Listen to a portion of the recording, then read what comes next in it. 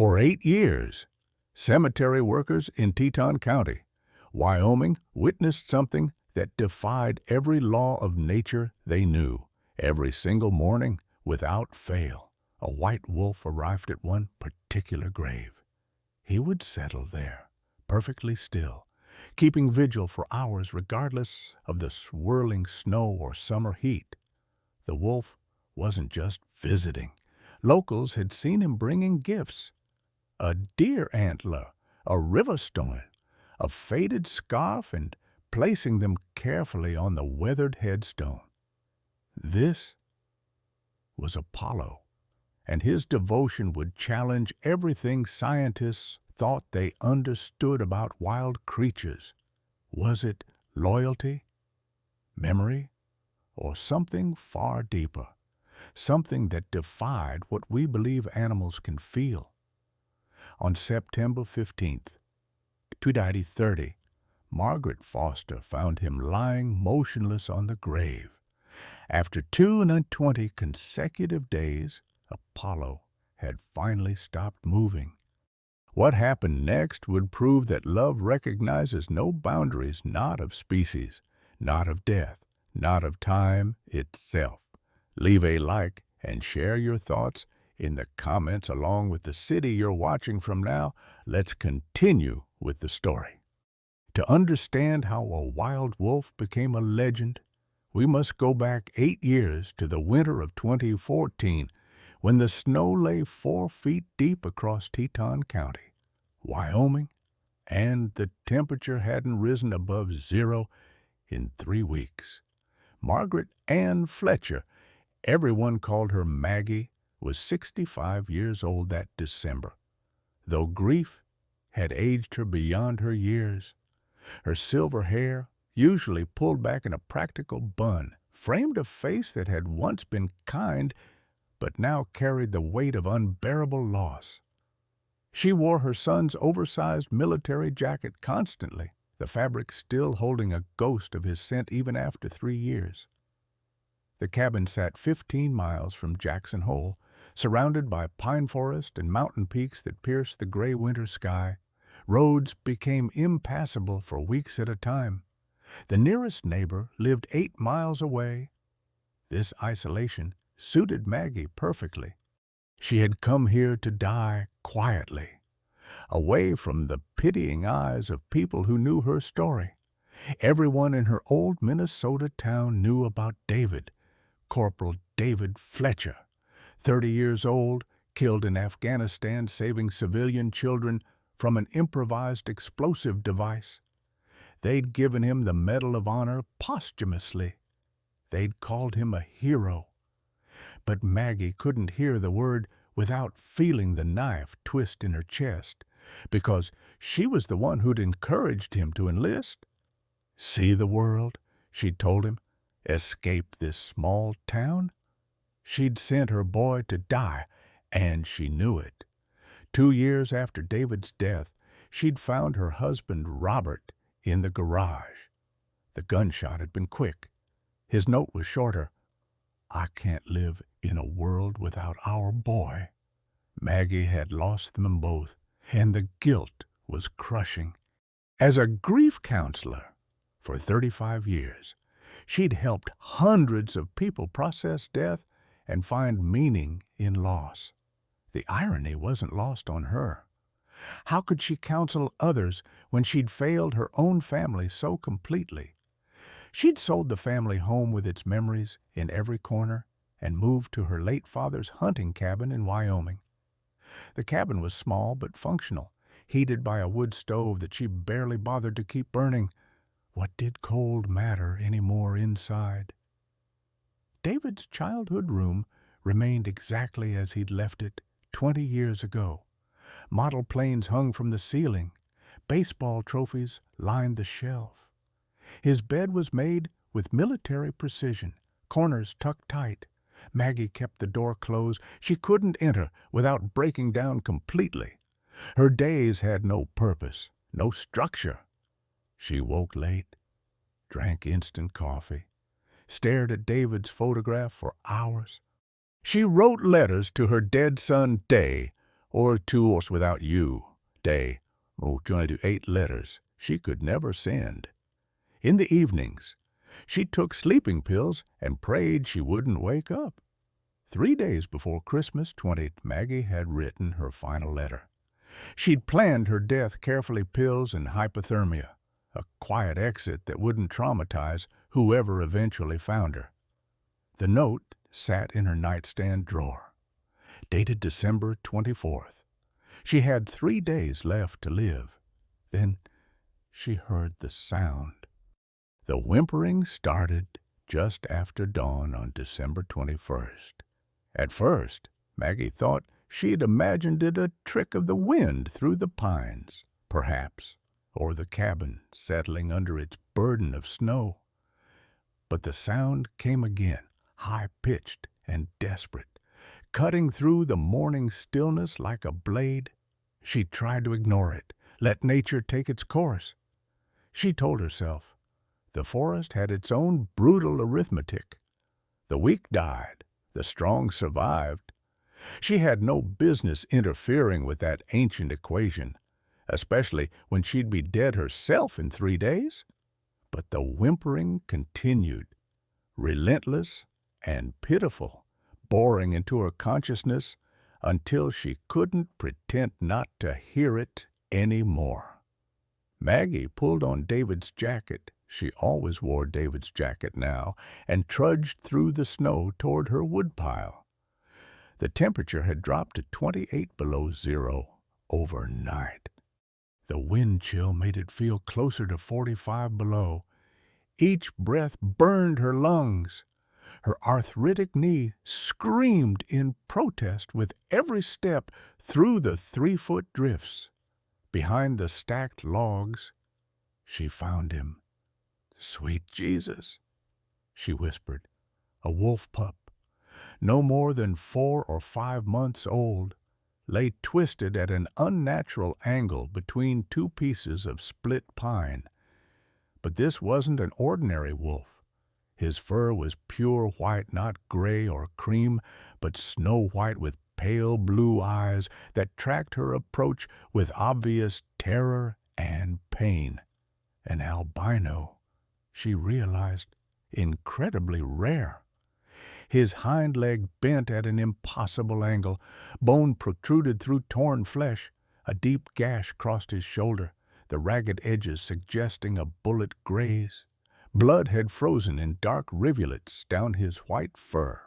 A trail of crimson led from the forest he'd traveled far in this condition. The pup was shivering violently, his lips tinged blue with hypothermia.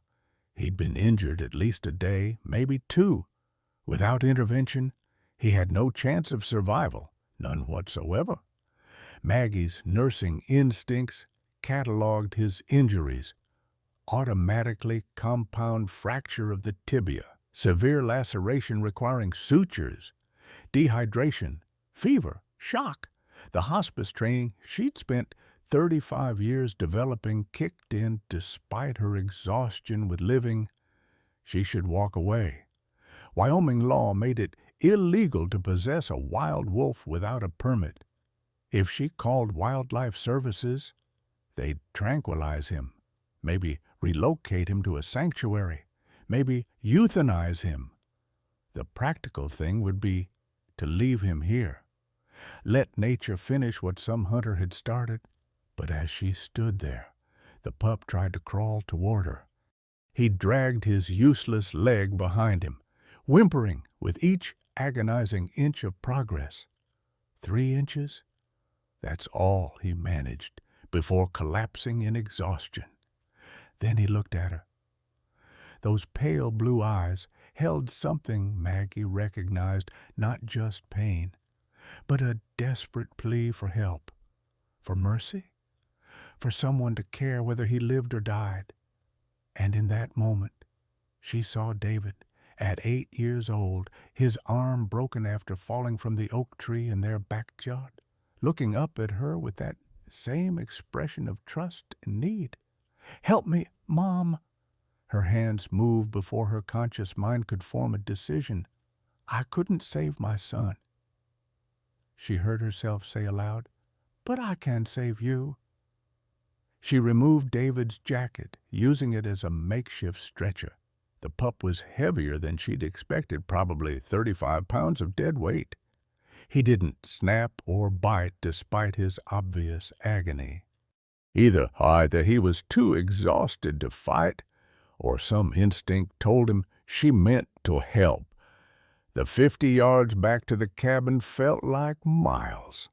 Maggie fell twice in the snow, her bad knee giving out. Each time, she struggled back up, clutching her precious burden, driven by something she couldn't name. Purpose, maybe, or perhaps just the animal need to save one life since she'd failed to save the ones that mattered. Inside, she cleared her kitchen table and laid the pup on old wool blankets. Her nurse's assessment was grim. The compound fracture was severe, bone visible through torn tissue. The shoulder wound was 4 inches long and already showing signs of infection. He was dangerously dehydrated and hypothermic. His body temperature was far too low.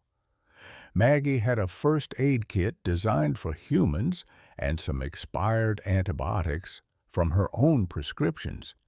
It would have to be enough. She warmed water, mixed it with sugar for his dehydration, and carefully dripped it into his mouth. He lapped weakly at the liquid. She cleaned his wounds with hydrogen peroxide. He flinched, but didn't snap at her. She fashioned a splint from a wooden spoon, duct tape, and torn bed sheets. She applied an antibiotic ointment and wrapped his shoulder with butterfly bandages she'd pulled tight with trembling fingers. By the time she finished, darkness had fallen outside. Maggie pulled blankets from the dryer, still warm, and covered the pup. Then she lay down on the cold kitchen floor beside the table. She'd monitor his breathing through the night. That's what she told herself, just tonight. Tomorrow she'd figure out what to do. The suicide note in her nightstand drawer remained untouched. For the first time in 3 years, Maggie had forgotten about dying. The pup's fever spiked at midnight. Maggie woke to the sound of his labored panting, his small body shaking violently on the kitchen table. She applied cold compresses through the night, checking his temperature every hour, whispering reassurances she wasn't sure he could hear. By dawn, the fever broke. His breathing steadied, and Maggie realized she'd just committed a federal crime. Wyoming law was crystal clear. Possessing a wild wolf without a permit carried a $10,000 fine and up to a year in prison. She was supposed to report him to Wildlife Services within 24 hours. They would tranquilize him, relocate him, maybe send him to a sanctuary. Or, given his injuries, they might euthanize him as a mercy. His survival chances, even with professional care, hovered around 40%. Maggie unplugged her phone line. She had enough canned goods to last months. She wouldn't be calling anyone. "This is between me, you, and God," she told the sleeping pup. The first week was hell. He refused to eat. Every piece of raw hamburger, every scrap of chicken she offered, he turned away from with a weak shake of his head. It was natural wolf behavior. Injured wolves often refused food from unknown sources, but watching him waste away terrified her. By day 6, his weight had dropped to 30 pounds. Critical. Maggie remembered her hospice patients who'd refused food at the end. She'd learned that you couldn't force it. You could only offer presence, patience, and wait. So she stopped trying to feed him. Instead, she simply stayed close. sleeping on the floor beside the table, her hand near his head. On day 7, she woke to a strange sensation. The pup was licking her fingers. Tentative, testing, she didn't move, barely breathed. Then, slowly, she offered him a small piece of raw chicken. He took it from her hand. The second week brought trust. He allowed her to change his bandages without sedation, those pale blue eyes watching her constantly. He tried to stand on day 9 and collapsed immediately. Maggie caught him before he hit the floor. "That's okay, she said, surprised by the gentleness in her own voice. She hadn't spoken gently to anyone, including herself, in years. Rome wasn't built in a day. At night he howled, long, mournful calls that echoed through the cabin and probably carried for miles. He was calling for his pack. Maggie understood. Wolves were social animals. He was alone and terrified. So one night, feeling ridiculous, she howled back. Her attempt was pitiful compared to his wild song, but he stopped mid-cry and looked at her. Then he howled again, softer this time. She answered, and somehow, in that absurd exchange, they comforted each other. By week 3, Maggie realized she couldn't keep calling him pup. She considered names. Snowball felt too cute. Ghost seemed too dark. Then she remembered her mythology books from college. Apollo, Greek god of healing, light, and music, perfect for a white wolf who was healing her as much as she was healing him. When she said the name aloud, his head tilted. By the 3rd day, he responded to it consistently. Week 4 brought remarkable physical progress. Apollo walked with his splint, clumsy but determined. His appetite roared back 2 pounds of raw meat daily. He gained weight rapidly, climbing back to 40 pounds. One afternoon, Maggie found him playing with an old sock, shaking it like prey. She laughed, actually laughed. The sound startled her. It was the first time she'd laughed since Robert's death. But week 5 brought complications. The shoulder wound developed an infection despite her care.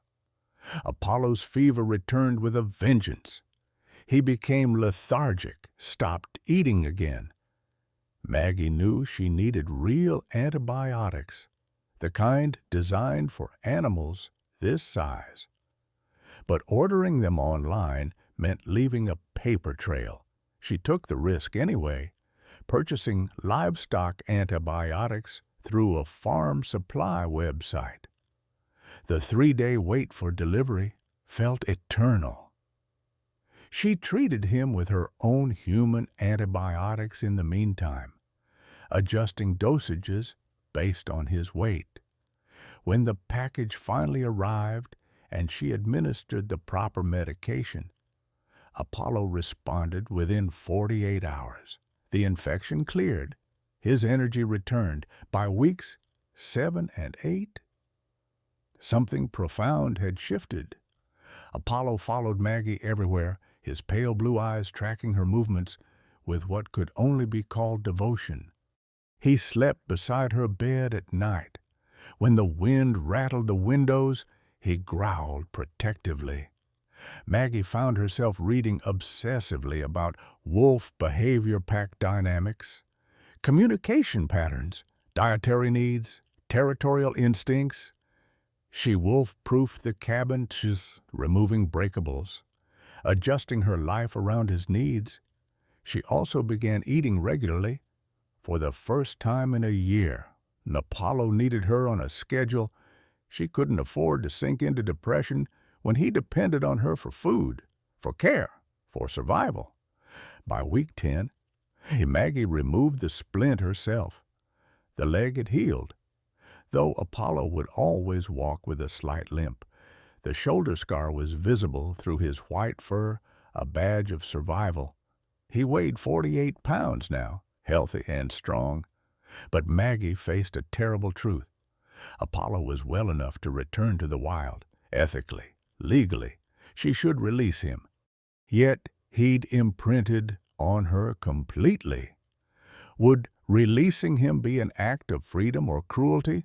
Was keeping him selfish? Love or necessary protection on March 1st? She made a decision. She opened the cabin door and walked Apollo to the tree line. The forest stretched before them, dark and vast and wild, his true home. "If you want to go, go," she said, her voice breaking. "I won't stop you." Apollo walked to the edge of the trees. He looked back at her for a long moment. Then he turned around, walked back to the porch, and sat at her feet. He'd chosen captivity over freedom, or perhaps he'd chosen family over loneliness. Maggie knelt beside him, buried her face in his fur, and whispered, "You're not my prisoner. You're my partner." The suicide note still sat in her nightstand drawer, but Maggie no longer thought about it. She had a reason to wake up now. 'Twas 500 words. Spring arrived late in the Tetons that year, but when it finally came, it transformed everything. Apollo never fully moved into the cabin. Something wild in him resisted complete domestication, and Maggie respected that. He slept on the porch or in the nearby forest, establishing a territory of roughly 50 acres around the cabin. Each morning he returned for food. Each evening he hunted small game rabbits, ground squirrels to supplement his diet. He marked his boundaries as wolves do.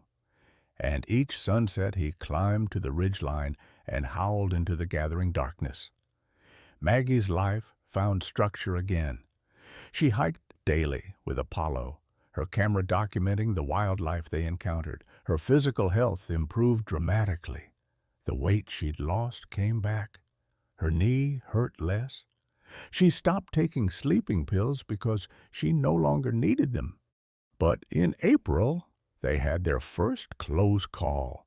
A postal carrier arrived with a package, and Apollo was visible in the tree line.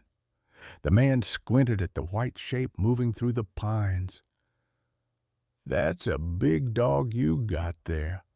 "Ma'am," Maggie's heart hammered. "Malamute wolf hybrid. They're legal." The carrier looked skeptical, but didn't pursue it.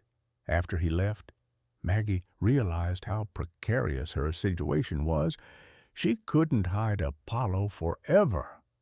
The town of Jackson Hole was small enough that gossip traveled fast. Within weeks, whispers circulated, "Bzzzt." The widow Fletcher had a wild animal. Some people were sympathetic, let her grieve however she needs to. Others worried. A dangerous predator living so close to town. The ranchers were particularly wary.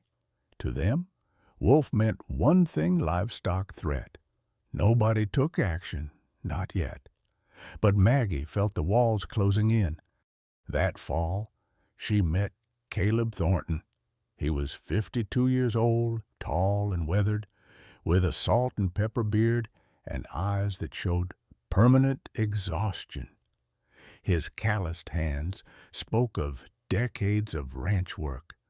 But it was the contained anger in his posture that Maggie noticed first, the way he held himself like a man barely keeping rage in check. She learned his story from town gossip before she ever spoke to him, 3 years earlier. His 8-year-old daughter, Emma, had been attacked by a neighbor's Rottweiler. The dog had escaped its yard and mauled the little girl's face. 47 stitches. Permanent scarring across her left cheek. Severe trauma that left Emma terrified of anything with teeth. The lawsuit had settled for $15,000, nowhere near enough to cover therapy and cosmetic surgery. Caleb's wife had left him a year later, unable to cope with the stress. Now he was alone, raising a traumatized child and watching his ranch struggle. The wolf reintroduction to Yellowstone hadn't helped. Caleb had lost 6 cattle to wolf predation over 2 years. $8,000 in losses he couldn't absorb. His logic was twisted, but understandable. Wolves had destroyed his daughter's face and his financial security. All wolves were the enemy. In October, Caleb found white fur snagged on his barbed wire fence. He followed the tracks. They led in the direction of the Fletcher property when he spotted Apollo in the distance. Unmistakable with his pure white coat, something hardened in Caleb's chest. That wolf represented everything that had gone wrong in his life. He drove to Maggie's cabin on a gray November morning. Apollo sat on the porch. Caleb's truck door slammed, and the wolf's ears went back. But he didn't growl or show teeth. He simply positioned himself between Maggie and the stranger. "That wolf killed 2 of my calves last week," Caleb said without preamble. Maggie stood her ground. "Show me proof." "Don't need proof. All wolves kill livestock. It's what they do. He has a name, Apollo, and he hunts rabbits, not cattle." Caleb's jaw tightened. "You can't domesticate a predator." "Ma'am, one day he'll turn on you. I've spent months with him. He's gentle. My daughter had a gentle dog, too." Caleb's voice cracked. "Look at her face now. 47 stitches. She can't sleep without nightmares about teeth." Maggie felt the weight of his pain. "I buried my son. Don't talk to me about loss." They stared at each other, 2 grieving people weaponizing their trauma. Apollo remained still between them, alert but controlled. When Caleb stepped forward, Apollo stepped forward too. When Caleb retreated, Apollo sat. "Get rid of that wolf," Caleb said, "or I will." "He's wild. He comes and goes. I don't own him." It was technically true. Apollo wasn't caged or collared, but they both knew the law was murkier than that. After Caleb left, Maggie held Apollo close and whispered, "We have to be more careful." The tensions escalated through 20th and 20th. Caleb installed trail cameras throughout the forest, capturing footage of Apollo crossing onto Thornton property several times a month. He reported it to Wyoming Game and Fish. An officer visited Maggie with a warning, "Ma'am, you need to discourage this wolf from approaching your property." But how could she discourage him without abandoning him? Then came February during another brutal cold snap. Maggie slipped on ice near her woodpile and fell hard, her ankles snapping with an audible crack. She couldn't walk, couldn't reach her phone. The temperature was dropping toward 30 funk below. She knew the mathematics of hypothermia. Within hours, she'd be dead. Apollo found her within 30 minutes. She never knew how. Perhaps he heard her fall. Perhaps some instinct drew him back. He lay on top of her, sharing his body heat, and howled.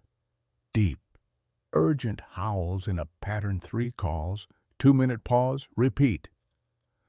The sound carried for miles through the frozen air. 4 hours later, the sheriff heard the unusual wolf calls and investigated. He found Maggie semi-conscious, severely hypothermic, with Apollo still covering her body. The wolf wouldn't let the sheriff approach until Maggie whispered, "It's okay.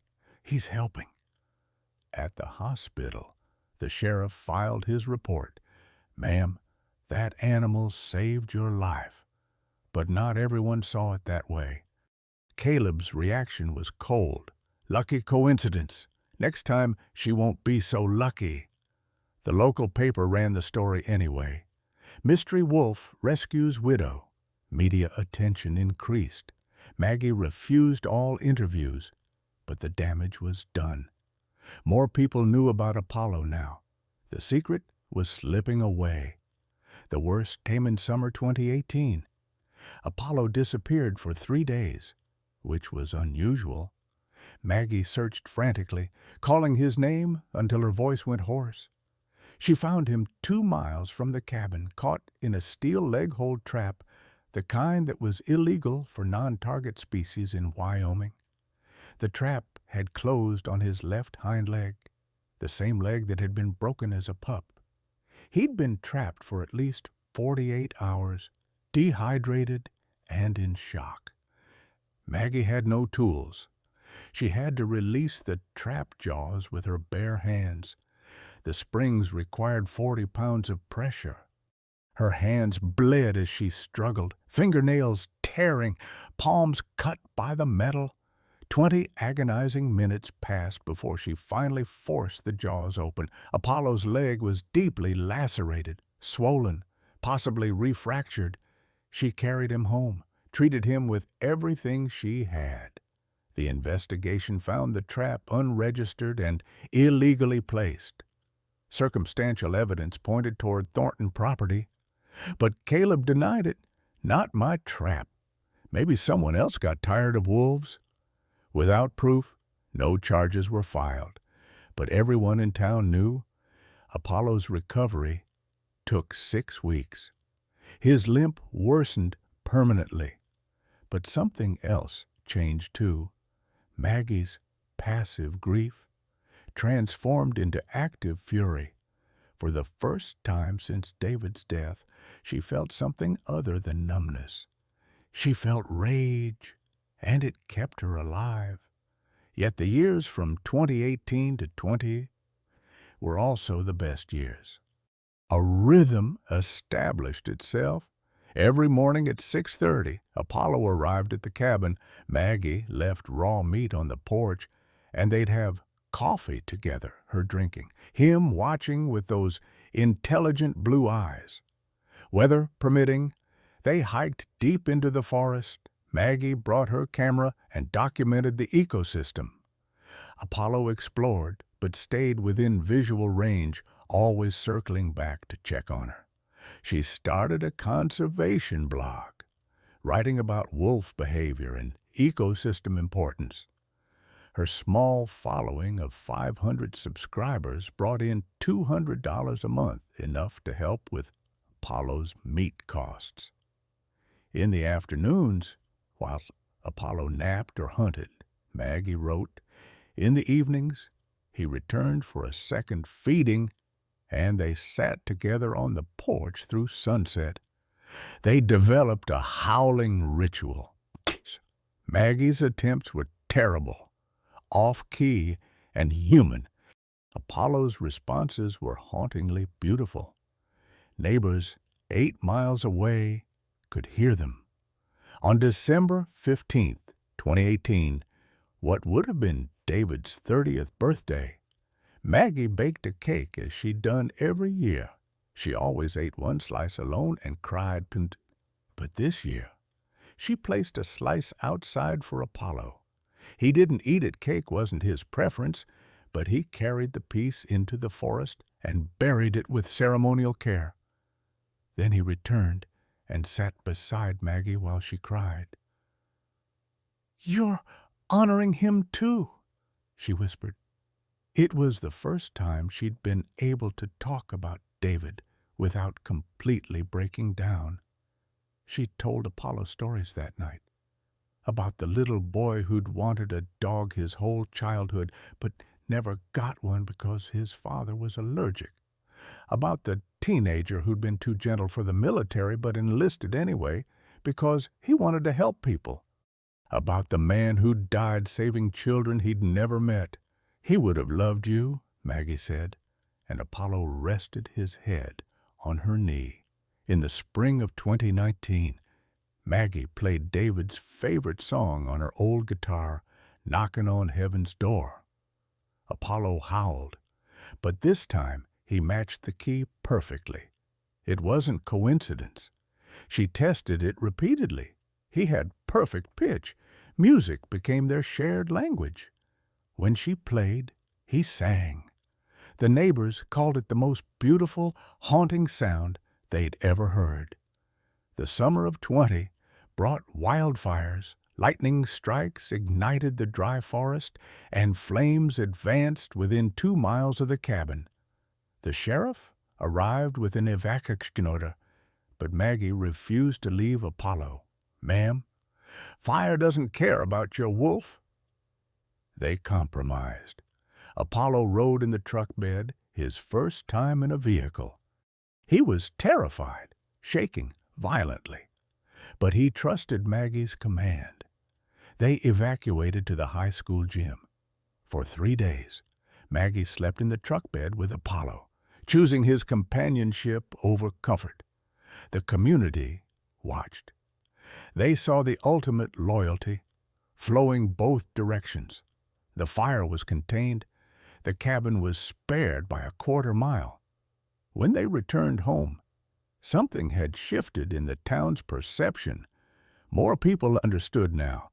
This wasn't a woman keeping a dangerous pet. This was a bond that transcended normal categories. By fall 2020, Maggie was 71, and Apollo was 6 years old. Their relationship had evolved beyond anything she could have imagined that first desperate morning when she'd found him dying.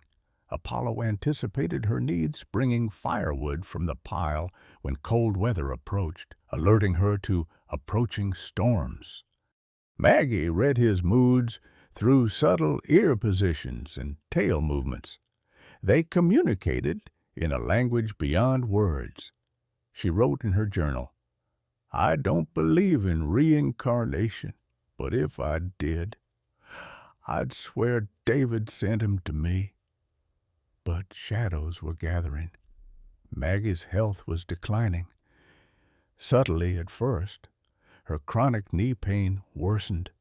She felt her heart skipping beats sometimes, though she denied the symptoms even to herself. She was just getting old. She told herself, nothing doctors could do anyway. She refused checkups. Caleb's obsession was also growing. He lost 4 more cattle between 20 and 20, and though there was no evidence Apollo was responsible, Caleb blamed him anyway. His ranch was struggling. Emma was applying to colleges, and he had $50,000 in medical debt. Tuition would be $35,000 a year. His savings totaled $8,000. The bank denied his loan application. In his twisted logic, wolves represented everything that had destroyed his life.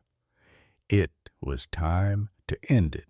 In October 2021, at a heated town meeting about wildlife management, Maggie spoke publicly for the first time. "Apollo has never hurt anyone." Caleb stood up, his voice shaking with barely controlled rage. "Until he does, then it's too late." An old rancher in the back added, "Lady, you're 72. What happens when you die? Who takes care of that wolf then?" Maggie had no answer. The question kept her awake that night and many nights after. She began writing emergency plans, trying to think of someone she could trust with Apollo, but there was no one. The truth was simple and terrible. When she died, Apollo would be alone, truly alone. "We'll go together," she whispered into the darkness. "That's the only way." They said she didn't know how prophetic those words would be. 1-800 words, November 21, brought the news that changed everything.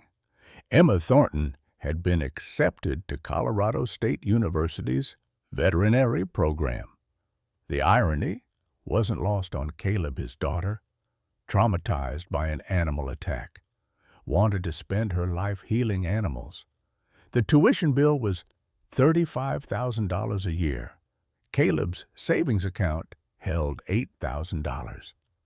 He sat in his truck outside the bank after they'd denied his loan application, staring at the rejection letter with shaking hands. Everything came back to the wolves. The medical bills, the therapy costs, the lost cattle, the financial strain that had driven his wife away, and that white wolf living up in the hills with the Fletcher woman. He'd become a symbol of everything Caleb had lost. He made a phone call he'd been considering for months. Jacob Morrison went by the nickname Snake, and he'd earned it. For $2,000, he'd solve your predator problems, working in the gray areas of the law with permits and loopholes. Caleb offered him $5,000 in cash to kill one white wolf. "Easiest money I'll ever make," Snake said.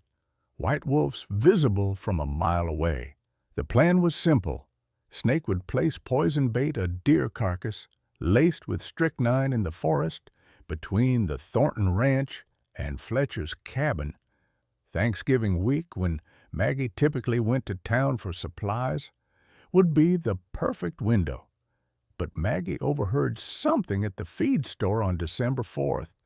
Caleb was talking to an associate, his voice carrying more than he realized problem solved by Christmas.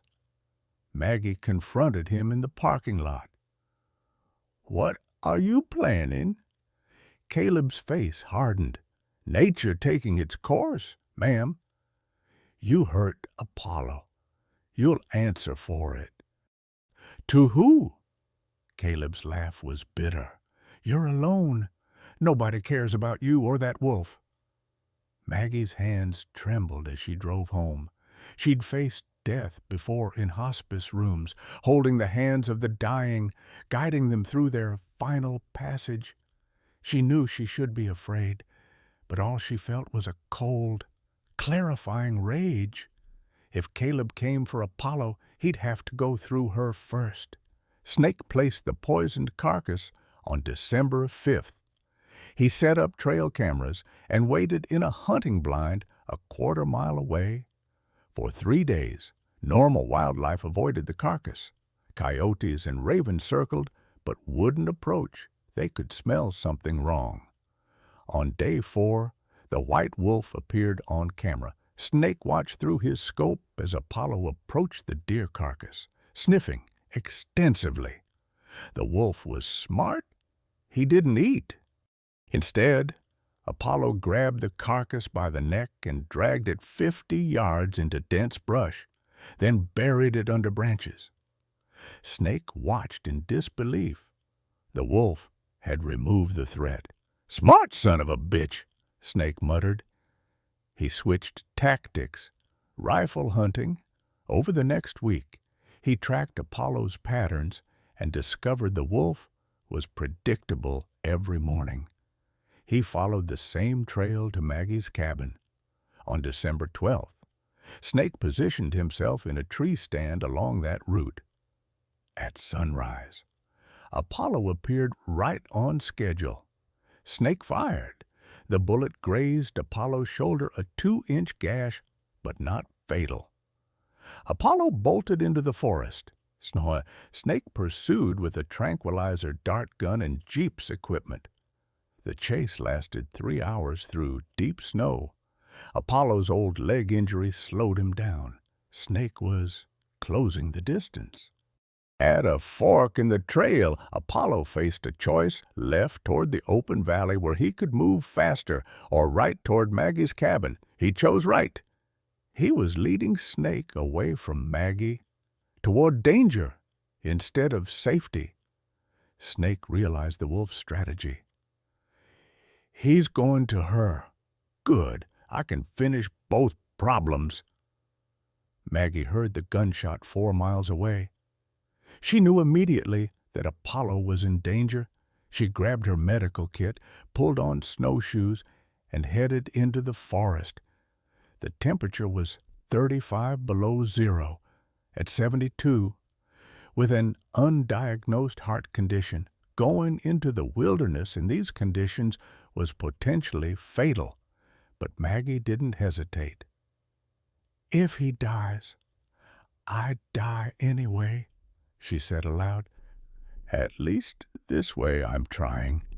She followed the blood trail in the snow. It led her to a rocky overhang, a small cave where Apollo had taken shelter. He was bleeding from his shoulder, his white fur matted red. When he saw Maggie, he made a low whine that sounded like relief mixed with warning. Maggie crawled into the cave. "I'm here. I've got you." She cleaned the wound with supplies from her kit. Her fingers numb despite her gloves. Apollo flinched, but allowed the treatment. She wrapped the gash with gauze, gave him water from her thermos, and shared the beef jerky from her pocket. They huddled together for warmth as the light outside began to fade. That's when Snake arrived. He'd followed the blood trail. Sunset was approaching, and the temperature was dropping toward 40 below. He called into the cave. "Lady, send out the wolf. This doesn't concern you." Maggie's voice rang clear and strong over my dead body. "That can be arranged." A standoff began. Snake camped outside the cave entrance with his supplies, confident that cold and hunger would drive them out eventually. Maggie was trapped. Leaving meant hypothermia. The cave provided shelter, but no way to call for help. Her phone had no signal this deep in the wilderness. Apollo wouldn't leave Maggie, even when she urged him to run to save himself. He pressed closer to her side. The first day, December 13th, Snake tried to smoke them out with wet branches near the cave entrance. The wind direction defeated his attempt. Maggie and Apollo conserved their energy and shared the last of her food, 2 protein bars and the remaining jerky. The second day, December 14th, was worse. Maggie's heart medication had run out. She began feeling palpitations, her heart skipping and racing irregularly.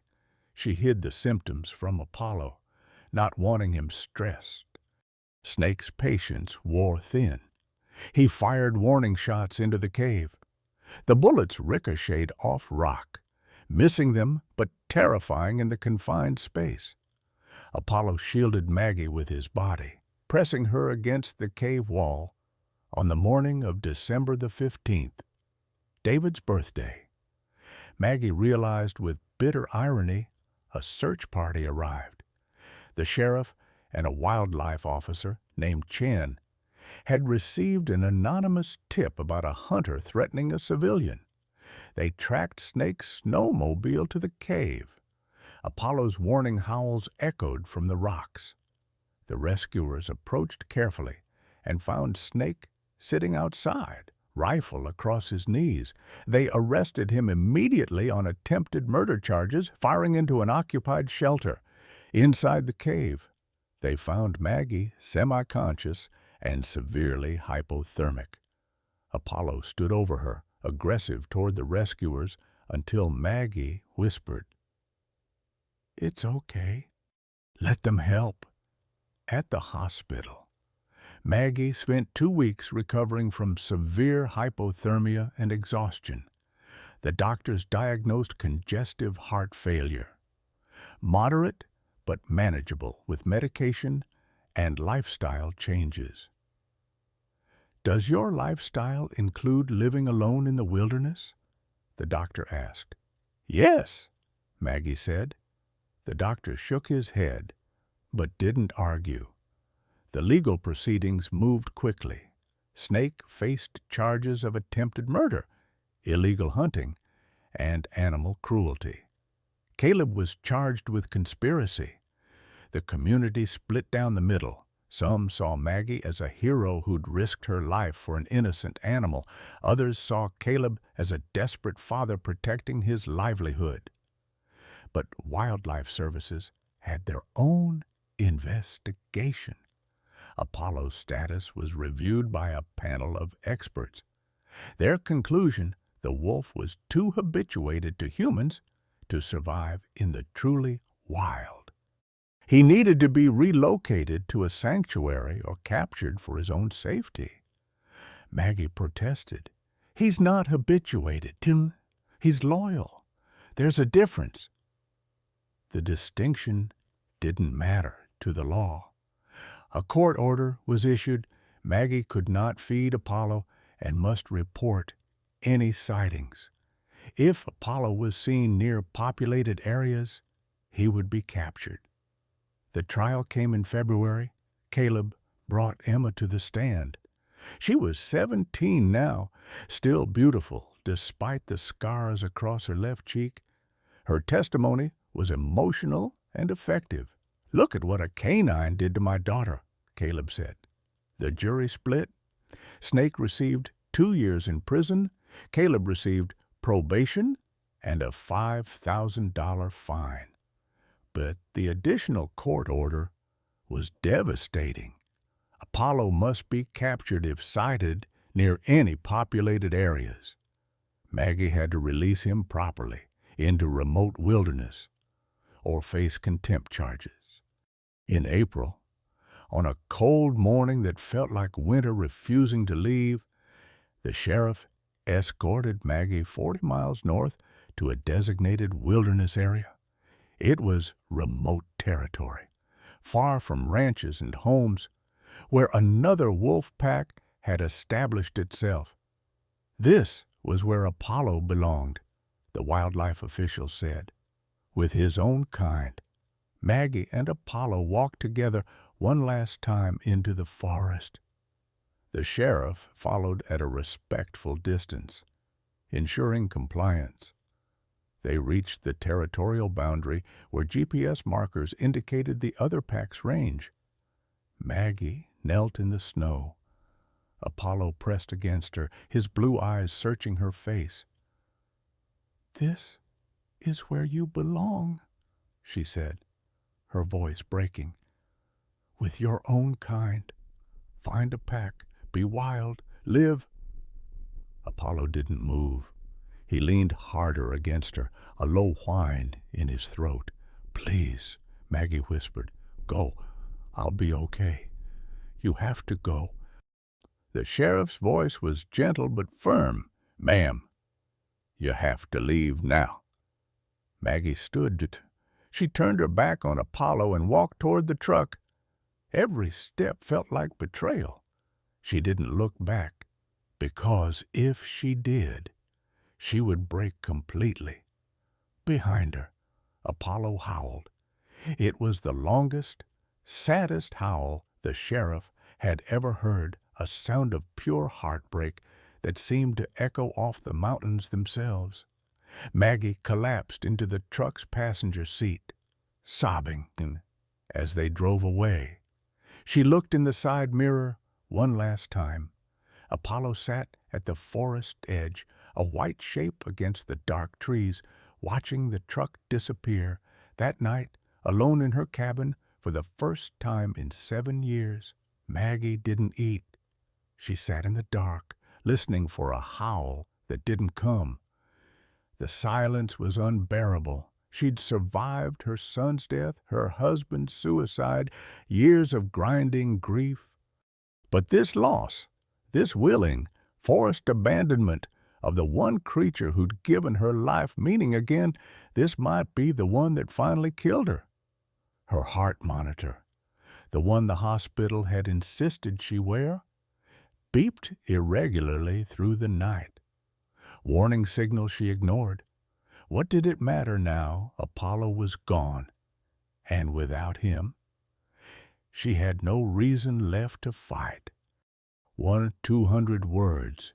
May arrived, but brought no warmth to Maggie's cabin. She returned from town with groceries she didn't eat. The food sat in her refrigerator, spoiling.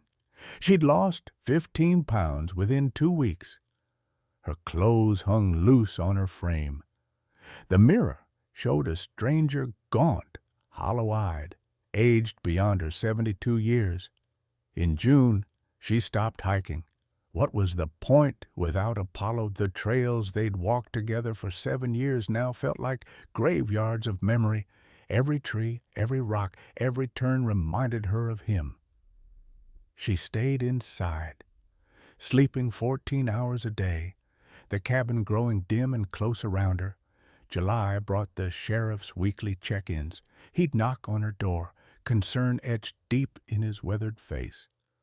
"Ma'am, you need to see a doctor." "I'm fine," Maggie would say. "Just tired," but she wasn't fine. Her neighbors reported lights on at odd hours, sometimes not at all. Her mail piled up uncollected. The garden she'd tended for years, neat rows of vegetables that had kept her fed and given her purpose, withered and died in the summer sun. By August, Maggie had stopped answering her phone entirely. The mailbox overflowed. Weeds claimed the garden plot. The cabin's roof leaked from neglect, water staining the ceiling and spreading dark patches. She existed rather than lived, moving through each day like a ghost haunting her own life. In September, the sheriff forced a doctor's visit. When Maggie stepped on the scale, the nurse gasped softly. 105 pounds. She'd weighed 135 in April. The doctor was blunt. "Mrs. Fletcher, you're dying, not from heart failure, from giving up." He explained Takotsubo cardiomyopathy, sometimes called broken heart syndrome. It was a real medical condition where extreme emotional stress literally weakened the heart muscle. The treatment was simple and impossible. "You need a reason to live." Maggie looked at him with empty eyes. "I had one. You took him away." Reports filtered back through the hiking community. A white wolf had been spotted 40 miles north, living near an established pack but solitary. The pack wouldn't accept him. His albino coloring marked him as different, other. Apollo was alive, but alone, just like her. Maggie felt relief that he lived. She also felt devastation knowing he was isolated. The wolves, who should have been his family, had rejected him. He was surviving, but not belonging, existing, but not thriving. Like her, in October, Maggie did something she'd never done before. She wrote a will. She met with a lawyer in Jackson Hole, a young woman who was patient with Maggie's specific, unusual requests. The estate value surprised even Maggie when everything was totaled. Robert's life insurance policy never touched $500,000.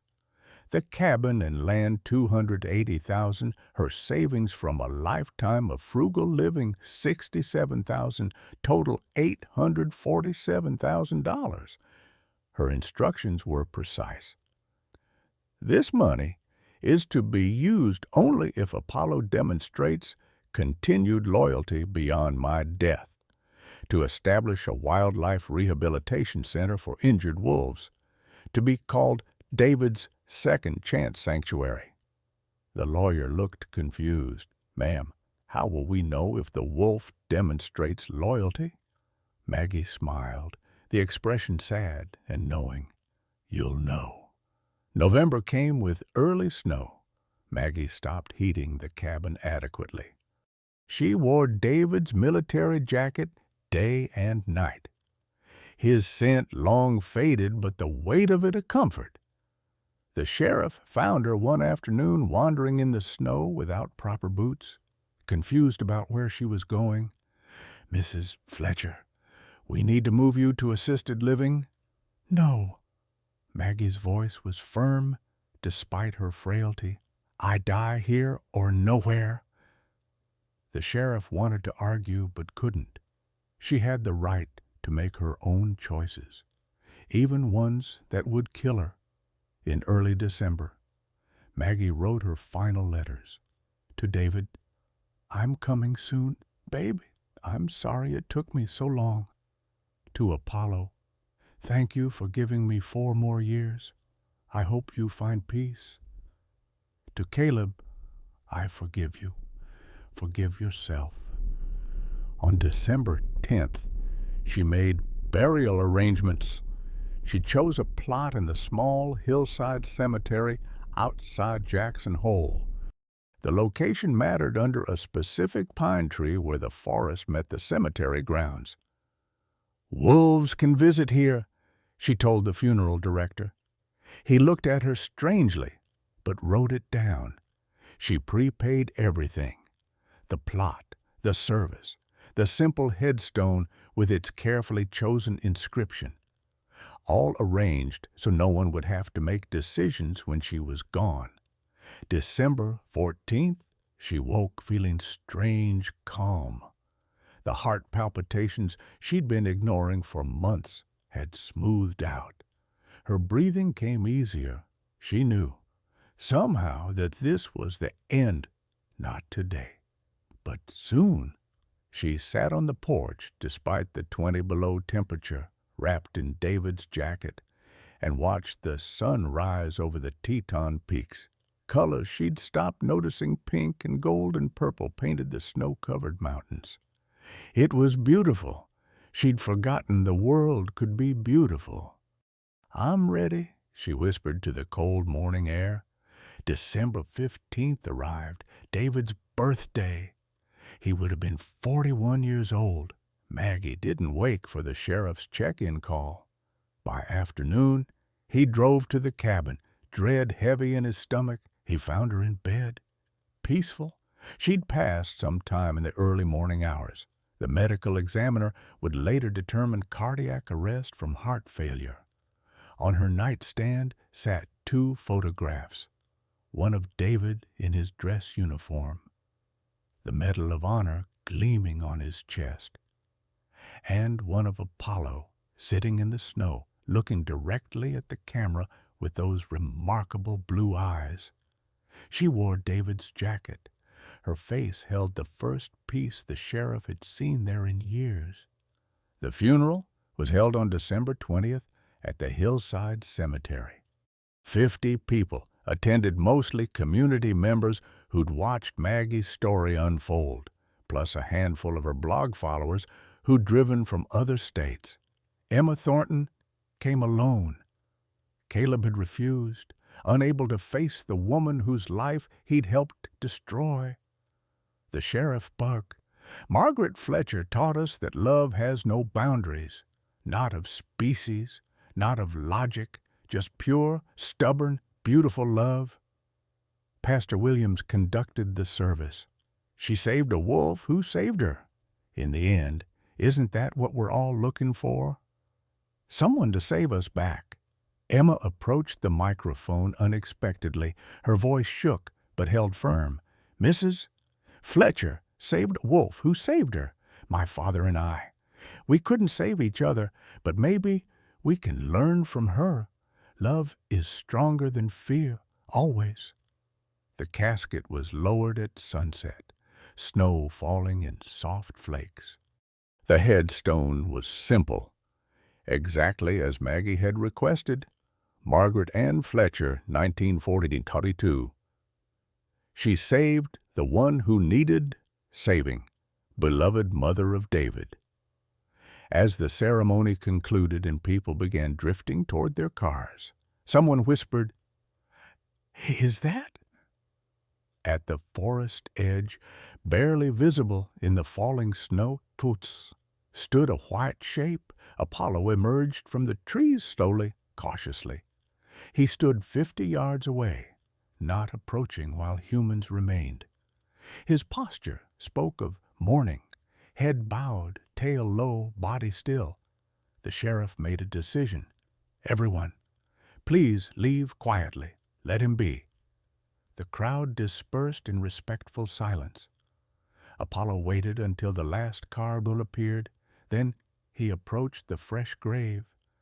He lay down on the mounded earth. his white fur blending with the snow that was already beginning to cover the ground. He didn't move through the night.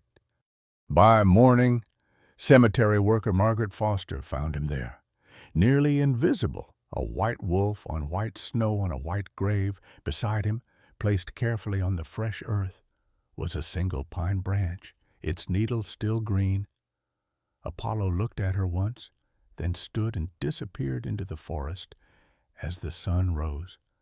But the next morning, he returned, and the morning after that, and the day after that, the vigil had begun. 100 words.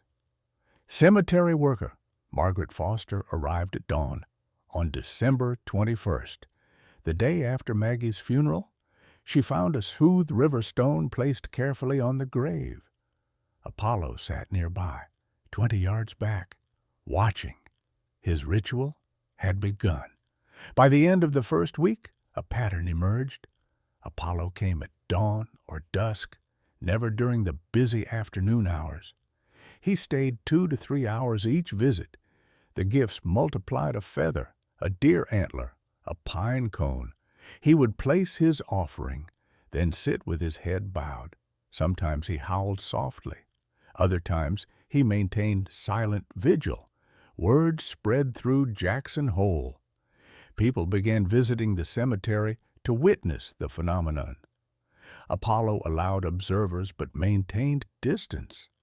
If anyone approached closer than 20 yards, he would retreat into the forest, waiting for them to leave before returning. By week 4, the story had gone local, then regional, then national. Loyal Wolf Visits Owner's Grave Daily appeared on news sites across the country. Maggie's old blog followers resurfaced, sharing their memories. "We knew their bond was special," they wrote. In January 20th, Basra Chen, a wildlife biologist from the University of Wyoming, came to observe. She documented Apollo's behavior over 3 consecutive days.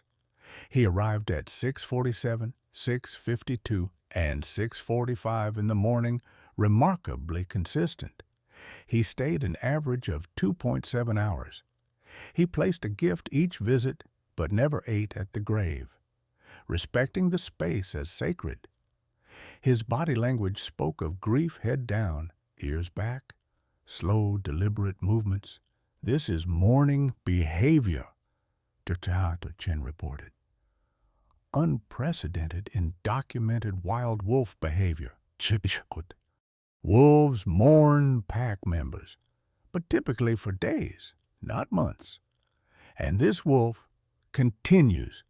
It's been 5 weeks with no sign of stopping." In February, the sheriff was executing Maggie's will when he found a shoebox in her closet. A note on top read, "For Sheriff, open after my death."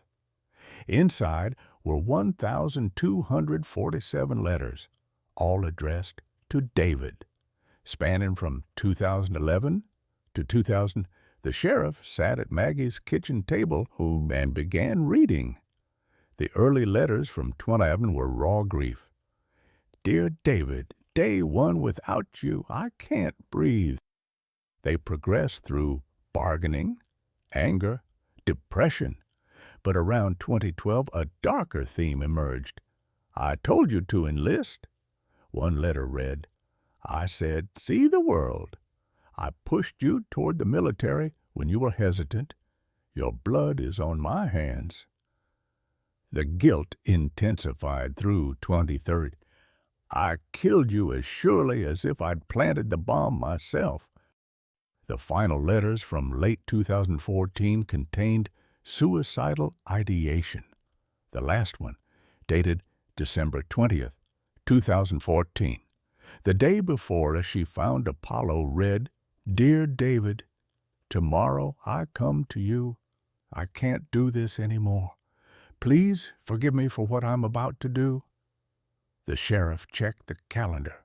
Maggie had found Apollo on December 21st. She'd planned to kill herself on December the 24th. Apollo had arrived 3 days before Maggie would have died. He showed the letters to Dr. Chen and Pastor Williams. They sat in silence, absorbing the revelation. That wolf didn't just save her once. Pastor Williams finally said he saved her every day for 8 years. The narrative shifted. Originally, everyone believed Maggie had saved Apollo. The truth was more complex and more beautiful. They had saved each other. The media picked up the reframed story. The rescue that went both ways appeared in national outlets. People wept reading it. The sheriff visited the grave and read one of Maggie's letters aloud, not sure if Apollo could understand, but needing to say it anyway. Apollo's ears perked forward. He moved closer than usual, his blue eyes intent on the sheriff's face. That day, Apollo brought an extra gift, a faded red scarf. The cemetery workers gasped. It was Maggie's scarf, the one she'd lost in the winter of 20. Apollo had kept it all these years, preserved it somehow. Now he was returning it to her. Margaret Foster, the cemetery worker, wasn't ashamed of her tears. He's been keeping her things safe. In June, Emma Thornton came home from her first year at Colorado State University's veterinary program. The guilt over her father's actions had been eating at her. She'd spent the spring semester researching, and what she found changed everything.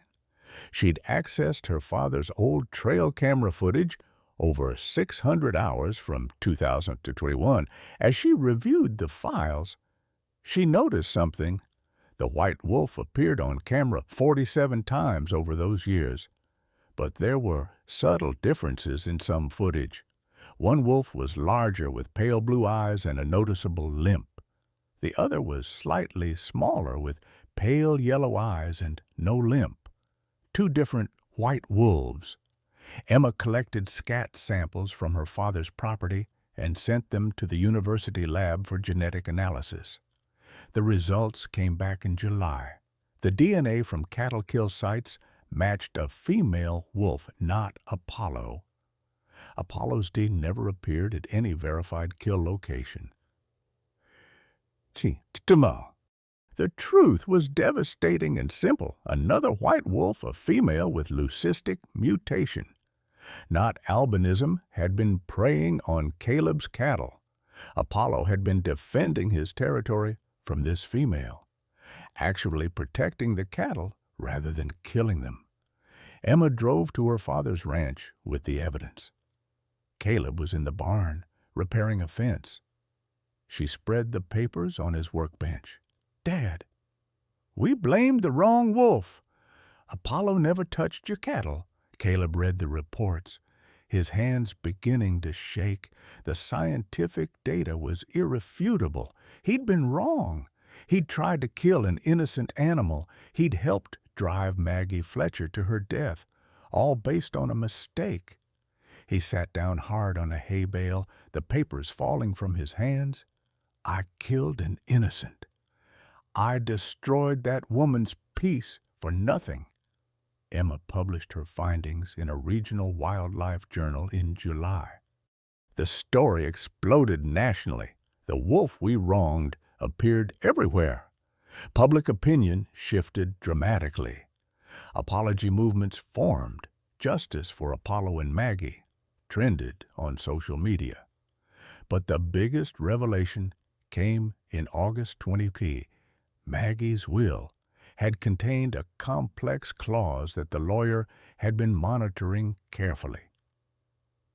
If Apollo visits the grave for 1,000 consecutive days, execute Part B of the will.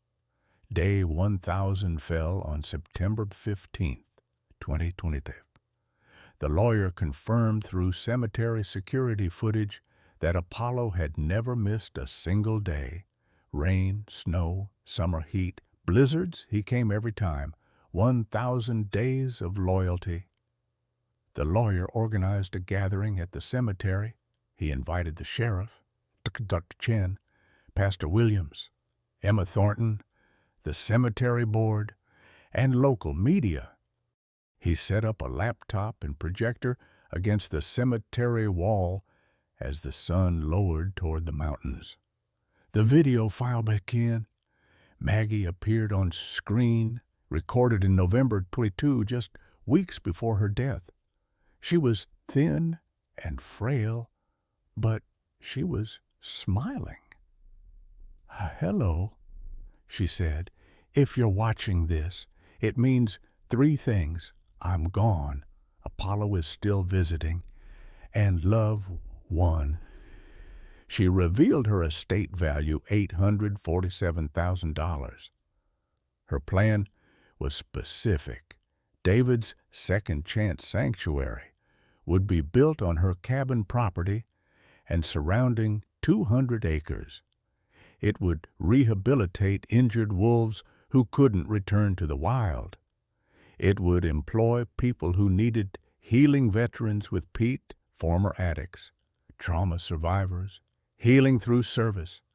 The board of directors must include a wildlife biologist, a local rancher, and a victim advocate. She suggested Chen, Caleb Thornton, and Emma Thornton. If Apollo ever needed sanctuary, he would have a lifetime home there. Then Maggie looked directly into the camera. "Caleb, I know you're watching. You tried to kill my best friend. You succeeded in breaking my heart. But I understand. I lost a son. You nearly lost a daughter. We both acted from wounds." Her eyes filled with tears. "Your daughter already forgave you. Now forgive yourself. Take the board position. Help wolves instead of hating them. That's how we heal, through service." To Emma, "Sweet girl, you spoke up when it mattered. You chose truth over loyalty. That's courage. Become the veterinarian you're meant to be. Help animals. They need voices like yours." To Apollo, her voice broke completely. "My beautiful boy, you gave me 4 years I didn't think I'd want. You taught me that family isn't blood, it's showing up. Every single day, you showed up for me. I hope I showed up for you." She wiped tears from her face. "If you're still visiting my grave, it means you never forgot. I never forgot you either, not for 1 second. I'm with David now. We're both watching over you. Run free, my love, but know you'll always have a home." Her final words. To everyone watching, don't wait to love boldly. Don't wait to forgive. Don't wait to heal. If a grieving old woman and a wild wolf can find family, there's hope for all of us. The screen faded to black. Silence held the gathered crowd. Emma was sobbing. Chen wiped her eyes. The sheriff cleared his throat roughly. "I accept the board position." Chen said quietly. That evening, Emma called her father. "Dad, you need to see something." She played the video on her laptop. Caleb watched from his living room, alone. When Maggie spoke her words of forgiveness, when she invited him to serve on the board, he broke. For the first time since Emma's attack 11 years ago, he wept. "I'll do it," he whispered. "I'll serve on the board." "She forgave you. Dad, can you forgive yourself?" Long pause. "I'll try. God, help me. I'll try." Construction on David's second chance sanctuary began in March after Maggie's cabin was preserved as the education center. Additional structures were built for wolves who needed care. The funding came from Maggie's estate, plus $200,000 in public donations. Dr. Chen chaired the board. Caleb and Emma both served. The staff included 6 employees, 4 of them veterans with PhD, who'd found healing in working with animals. Caleb's transformation was remarkable. At first, he sat silently through board meetings, tense and withdrawn. Slowly, he began contributing his rancher's perspective on coexistence strategies. He suggested a compensation program for verified wolf kills, funded by the sanctuary. In 2006, Caleb volunteered to help build wolf enclosures. His hands shook the first time he fed a rescued wolf pup, an orphan, whose mother had been hit by a sweat beaded his forehead. His breathing came fast. Emma stood nearby, ready to help if he panicked. "It's okay, Dad. Breathe." He completed the feeding.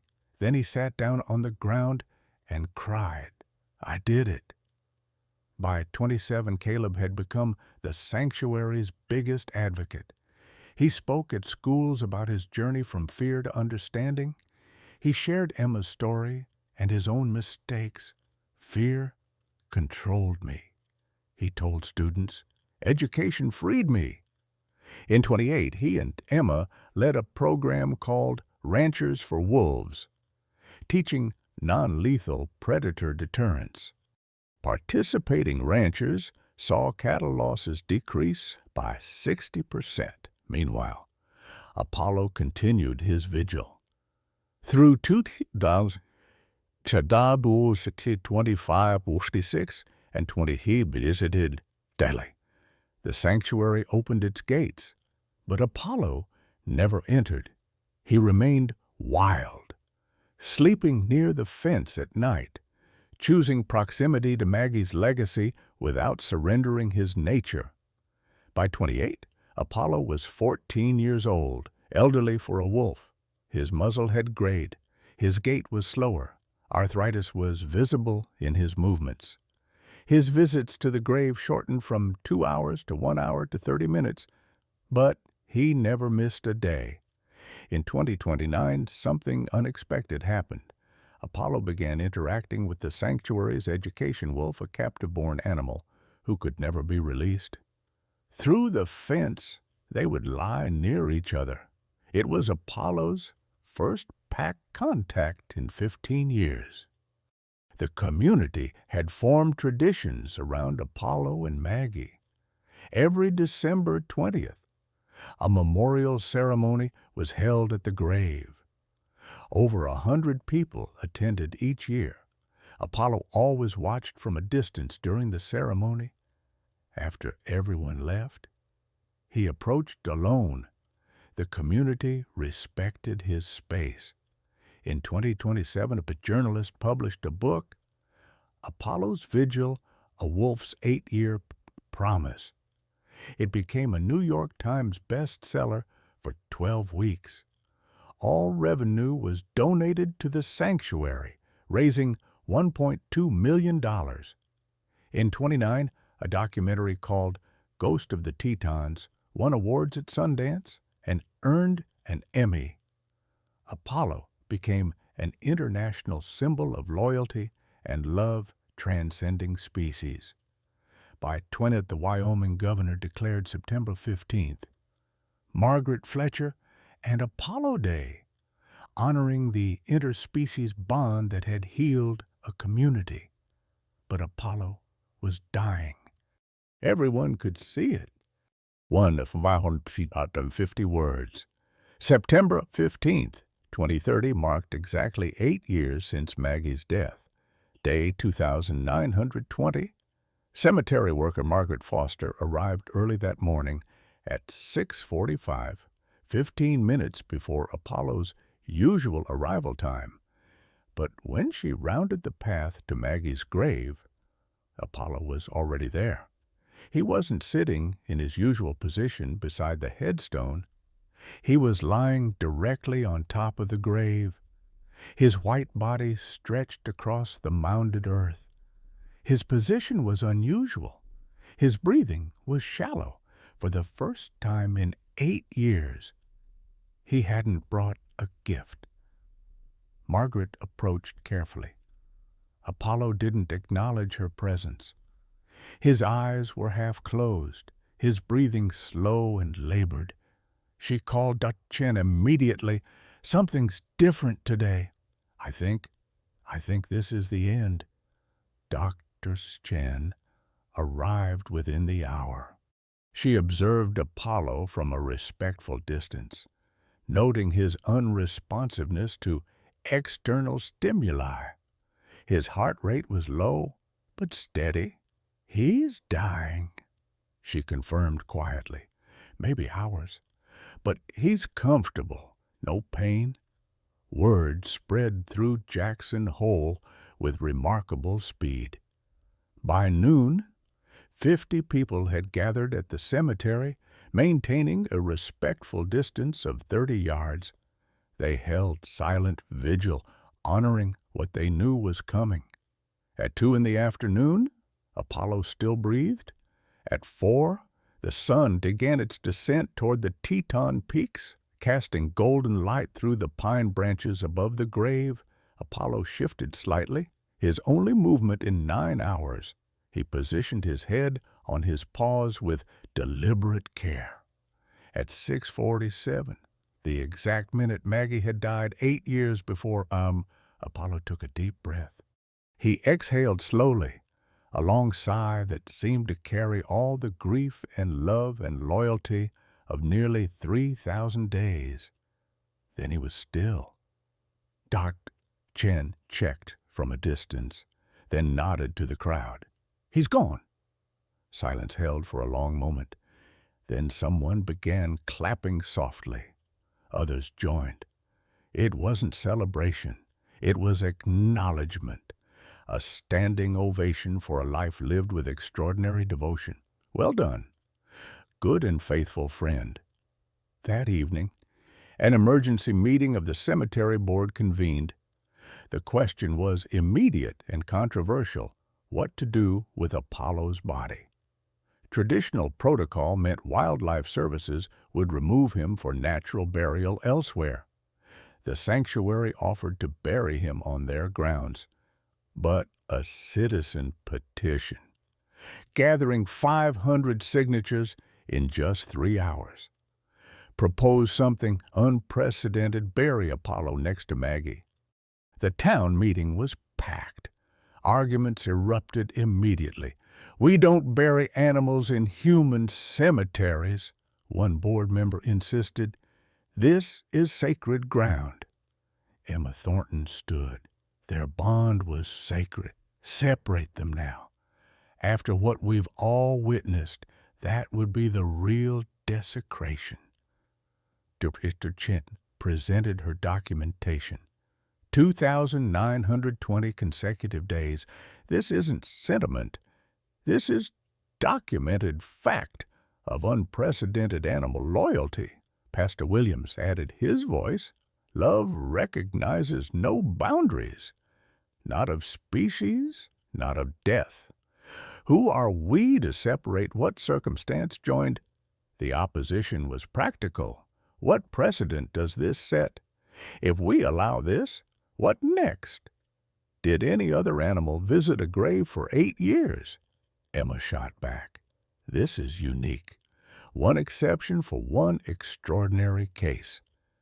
The town council voted 6 in favor, 1 against. Conditions were set. This was a special exception, not blanket policy. The marker must acknowledge the unique circumstances. The area would become a permanent memorial with no future plots sold nearby.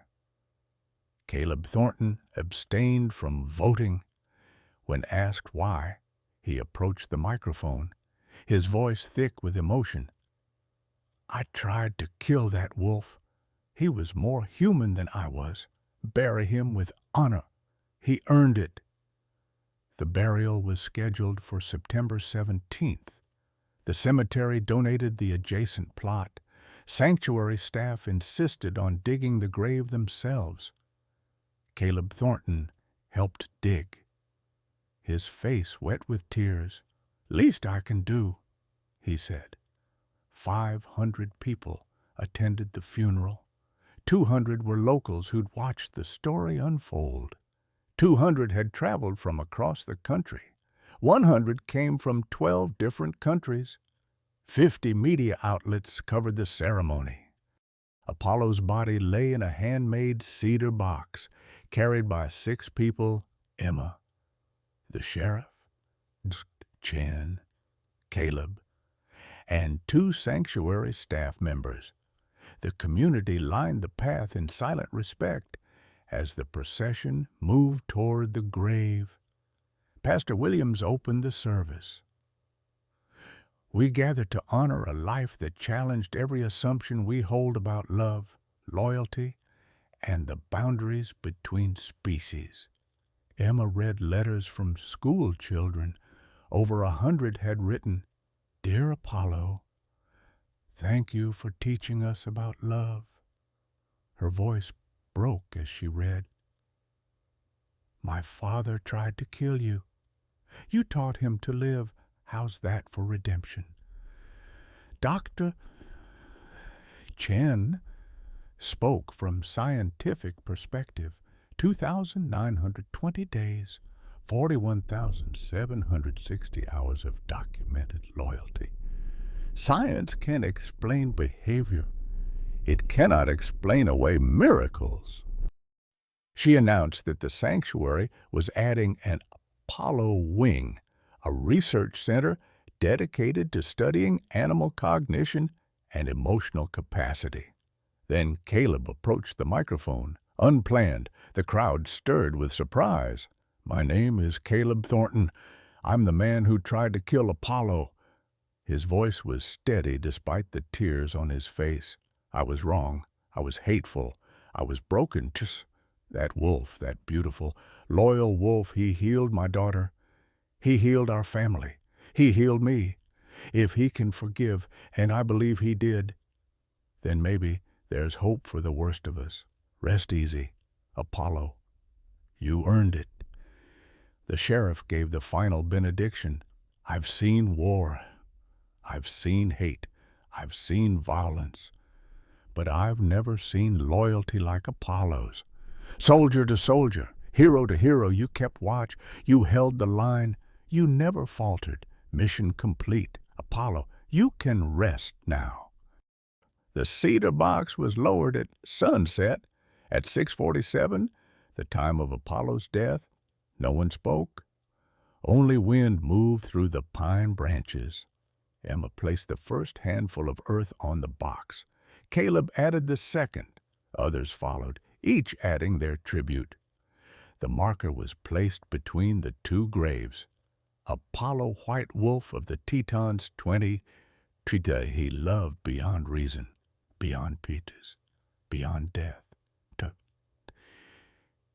Not Matrika.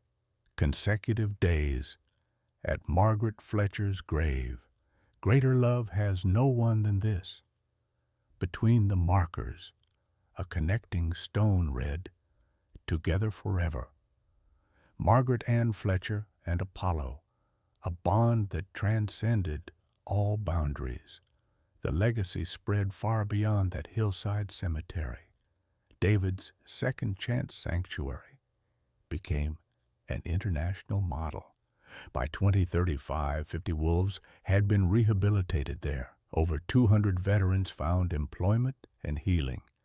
The concept of healing through service, damaged people helping damaged animals, proved transformative for both. The education program reached 10,000 students annually. Apollo's lesson, The Science of Loyalty, became curriculum in over 200 schools nationwide. Children learned about animal cognition, emotional capacity, and the importance of protecting wildlife. Apollo and Maggie became cultural symbols referenced in psychology textbooks, veterinary programs, and grief counseling materials. Their story proved that love could transcend species boundaries, and that loyalty wasn't limited to humans. Annual pilgrimages brought thousands to the gravesite. Visitors left stones, feathers, and handwritten notes. The tradition Apollo had started bringing gifts to honor the dead was continued by humans touched by his story. The graves were never without flowers. Scientific papers cited Apollo's case in discussions of animal consciousness and emotional depth. His documented behavior influenced wildlife policy, encouraging consideration of animals' emotional capacity in management decisions. In the spring of 2031, something remarkable happened. A white wolf pup was spotted near the sanctuary. Genetic testing confirmed it wasn't Apollo's offspring. He'd never mated. But the pup showed unusual behavior. It approached humans without the typical fear. It visited the graves weekly.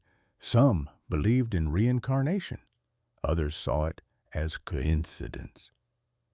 The community consensus was simpler and more profound. It didn't matter. Love continued. Whether through new souls or new generation, the bond between humans and wolves had been strengthened by Apollo's devotion. The sanctuary kept growing. By 2035, it employed 50 people and hosted 30 resident wolves. The research wing attracted scientists worldwide. The education center welcomed school groups from across the country. And in the main hall hung a large photograph. Maggie and Apollo walking together through snow-covered forest, her hand resting gently on his head. Both looking toward something beyond the frame on quiet mornings at the cemetery, when mist clung to the mountainsides and dawn broke through the pines. Visitors sometimes reported seeing shadows, an old woman and a white wolf, walking together among the headstones, bound by something stronger than death, kinder than nature, and more enduring than time itself. The paw prints in the snow led toward sunrise, accompanied by boot prints that shouldn't be there but were, whether real or imagined, whether supernatural or simply hope made visible. Those prints reminded everyone who saw them of a fundamental truth. Love doesn't end. It transforms. It continues. It finds new forms, new expressions, new ways to show up day after day after day, just as Apollo had shown up for Maggie, just as she had shown up for him, just as their story continued to show up in hearts and minds around the world, teaching the oldest and simplest lesson that love, in its purest form, asks nothing and gives everything, recognizes no boundaries, and never, ever gives up. Apollo and Maggie's story reminds us that it's never too late for a second chance at happiness. Maggie was 72, alone, and ready to give up when a dying wolf pup gave her a reason to live. For 8 years, they showed each other what unconditional love looks like, not through grand gestures, but through simply showing up every single day, no matter what. How many of us have felt that same loneliness, that same sense that our best years are behind us? Yet here was proof that family isn't always the one you're born into. Sometimes it's the soul who finds you in your darkest hour and refuses to let you face it alone. Apollo waited 8 years by that grave because love doesn't have an expiration date. It doesn't care about species or age or what society thinks is possible.